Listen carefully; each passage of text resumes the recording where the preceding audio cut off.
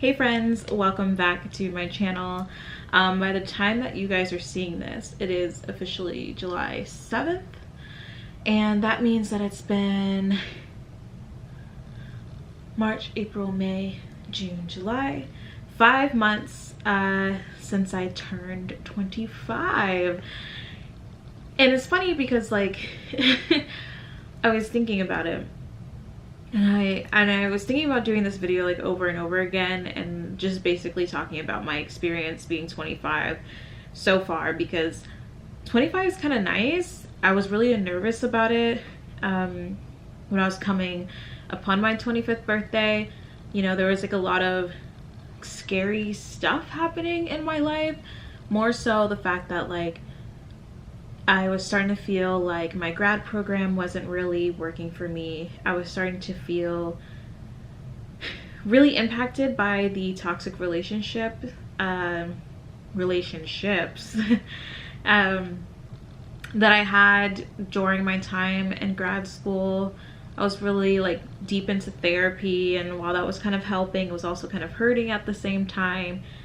And I didn't realize it at the time. I know that now, but I put so much pressure on myself to be this like perfect version of myself on my 25th birthday.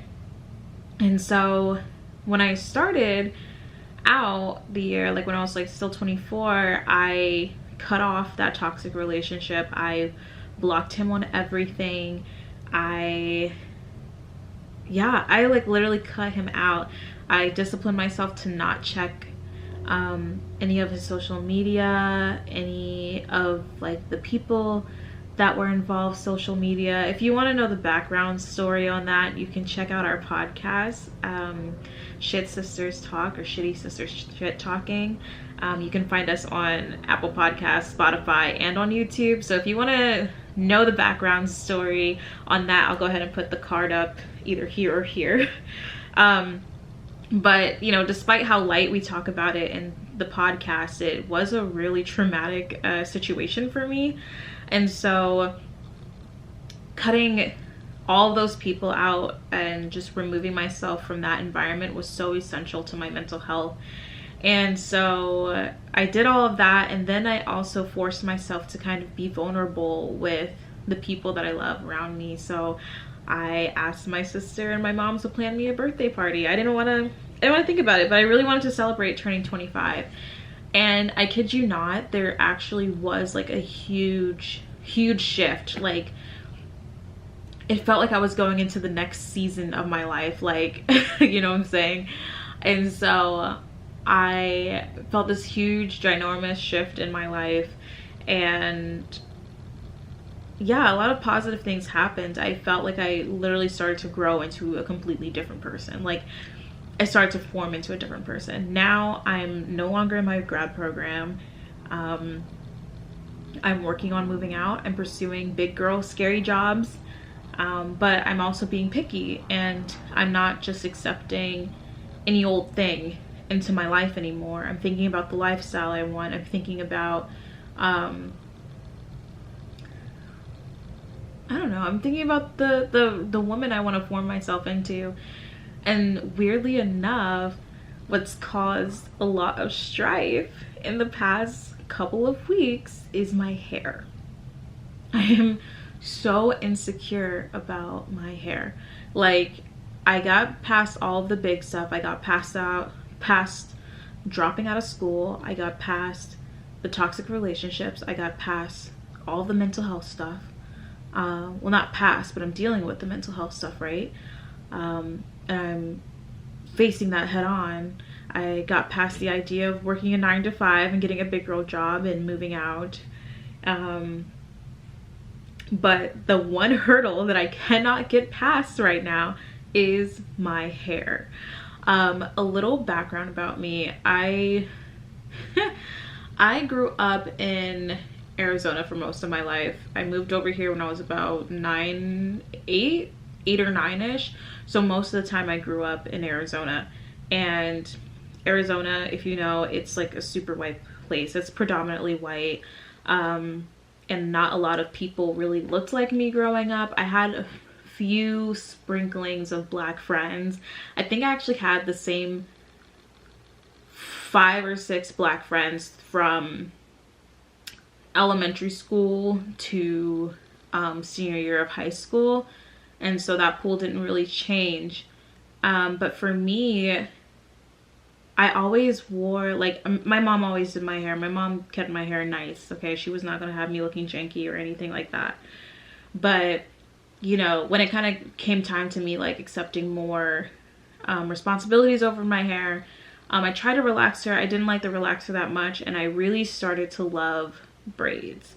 For me, like, in a way, I think when I was younger, it was kind of like the closest I could get to having like long, straight hair without having to press my hair and having to worry about sweating it out. I could still have fun and stuff like that. But I loved how long my braids could be. And I also love the fact that like braids rooted me closest to my blackness. Like they were undeniably black, you know? And so that was something I was really proud of. And it was kind of a source of like rebellion while also kind of doing that thing of still being, you know, accepted socially, but it did feel like I was rooted in my blackness when I wear my hair like this. And so it's always been like a source of pride for me. Like I love my braids, don't get me wrong. Like I would feel my most beautiful in my braids. And I've went through a lot of transitions in life wearing braids. And so now it feels weird that when I get my hair braided and I look in the mirror and I don't feel like myself. Like I don't feel like myself at all. Usually I'll look in the mirror when I'm wearing braids and I'd be like, dang girl, you're the most beautiful girl in the world. I've never seen anyone as beautiful as you. Never in my life have I ever seen anyone as beautiful as you. But that's changed so much now. It's like, I don't feel like myself. I look in the mirror and I'm like, who the F is that? Like, this doesn't look like me. And then I feel like my forehead looks really big. I feel really hypercritical of myself when I wear braids now. And I don't think that's like a result of, like no longer feeling confident in my blackness, because I felt like I got more confident in myself in terms of like my blackness and my womanhood and everything. I feel really relaxed in that state. And I feel tense when I find myself playing small in those areas. Like I feel tense when I feel like I'm pushing the womanhood and the blackness away from me. So I know it's not that. I know it's not a problem, like an insecurity about my race. It's literally an insecurity about how I look and how I feel. And so I was thinking about it and I was like, well, I've worn this hairstyle through a lot of things. Like since I was like 17, I wore braids like consistently. I went through a lot of stuff when I was around that age. I had a lot of friends who were dealing with, you know, traumatic things in their lives. I was hanging out with a friend who wasn't necessarily getting me involved in the right stuff, but you know, she was my best friend, and she was going through a really hard time, and I'm someone who really takes on my loved ones' emotions, and so I got a lot of secondary trauma from the friendships that I had. And then, you know, moving on, I started to live my own life and I started to experience my own traumas. I went through a really hard breakup maybe 3 or 4 years ago, and that was kind of the breakup that kind of put me into therapy and trying to work through the trauma of that ending. Though the relationship was really positive, the ending was not. And that's really no one's fault, but it, you know, had my braids then. I had my braids through undergrad and my mental health struggles in undergrad. And then I had my braids through graduate school and the toxic relationship that I had in graduate school. And so this hairstyle has followed me through so much, and like there's so much power and weight in your hair. I think it's usually believed because it's like nearest to like like your head chakra, I think it's called. But even just like for the Black community, there's a lot of importance rooted in hair. And I just think that I'm having such a hard time with wearing braids right now because I have shifted. Like once I turned 25, I shifted into another person.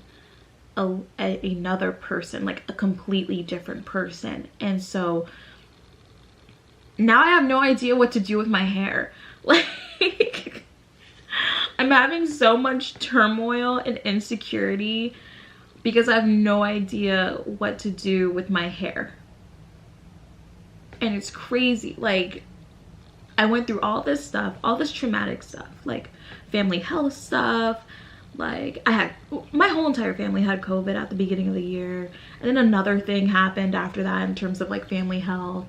And then I go through like dropping out of grad school, and then, you know, the traumatic relationship, all of that was hard. You know, multiple mental breakdowns, like a lot of life-ending thoughts and scary events, you know, for myself. And and the thing that's causing me the most turmoil right now isn't any of that stuff happening. It's the fact that my hair is in box braids. That's what's affecting my mental health right now. That's the thing. Not me struggling to sleep, not me, you know, having issues creating serotonin, but me having box braids in my head. But I think that's what happens when you grow up and you become a different person, right? So I don't know what to do.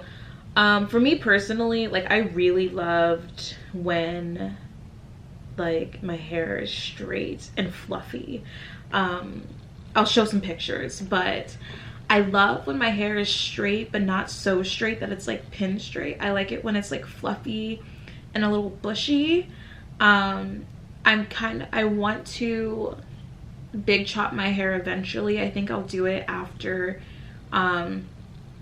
me and Brooke come back from our trip in California. I think I'm just gonna big chop my hair, and I want to grow it out. I'm gonna take care of it, but I really want like big fluffy hair, like, but I like it when it's like, I'm gonna show pictures, but I like it when it's like big and fluffy and curly, and it's still like long and it's still down, you know, but it has like a lot of texture and body in it. Like I think of like Diana Ross and Donna Summer.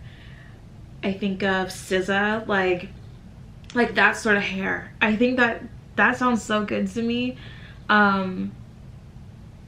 Yeah, I think that's kind of what I want to go for, but I also want my actual hair to be healthy. And so I know I'm gonna have to go through an ugly phase. It's gonna be so hard. I'm gonna have to go through an ugly phase after I big chop, because I think I only have like that much good new growth right now. The rest of it is just dead.